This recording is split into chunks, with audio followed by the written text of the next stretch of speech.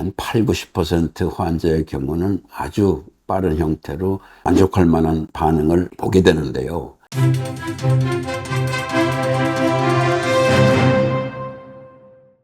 오늘은 전립선암 치료에 대해서 말씀드리겠습니다. 전립선암이 재발을 하는 경우가 많은데, 재발을 할 경우에 우선 생화학적인 재발이라는 게 있어요. 그냥 PSA만 올라가는 경우, 그 사람이 수술 치료를 했을 경우에는 방사선을 골반 부위에 쪼인다던가 또는 필요에 따라서 호르몬제를 준다던가 해가지고 치료하는 방법도 있겠고, 그런데 방사선 치료를 하신 경우에는 수술했던 경우처럼 다시 방사선 쪼일 수는 없고, 전이 된 경우에 환자처럼 치료하던가 아니면은 호르몬제를 쓰는 경우도 있겠습니다.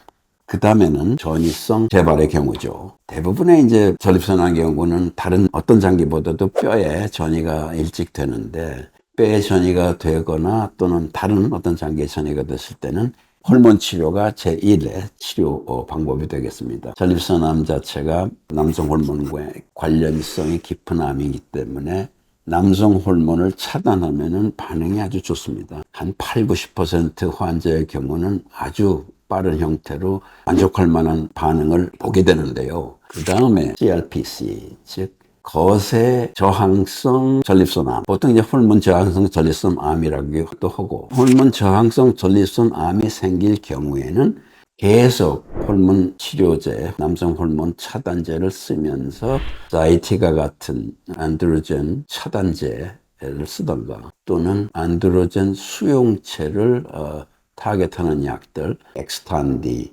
또는 리아다라 같은 약을 쓰게 됩니다. 그런 약을 쓰면서 함께 화학요법인 텍소테아라는 텍산 계통의 항암제도 함께 치료하고요. 아주 일부 환자의 경우는 브라카 변이가 있는 경우가 있어요. 이런 환자의 경우는 소위 파프 저해제라는 약들을 함께 쓰면 효과가 있습니다. 그 외에 이제 전립선암의 특이한 게, 뼈로 전이된 경우에는 여러 가지 특화된 치료법이 있는데, 방사선 통일원소 치료제, 예를 들면 라디움 223 같은 방사선 치료를 하면은 뼈 전이의 환자의 경우는 효과가 있고 전신에 나타나는 부작용 같은 거는 피할 수 있죠. 그 외에 랭클 인히비터랄지 또는 비스포스포네이트라는 뼈를 만드는 세포를 강화시키는 이러한 약들은 뼈가 전이된 전립선암에 효과가 있는 걸로 나와 있습니다. 그 다음에 이제 여러분들이 혹시 관심이 있을지 모르겠는데, 면역 치료가 전립선암에 효과가 있습니까?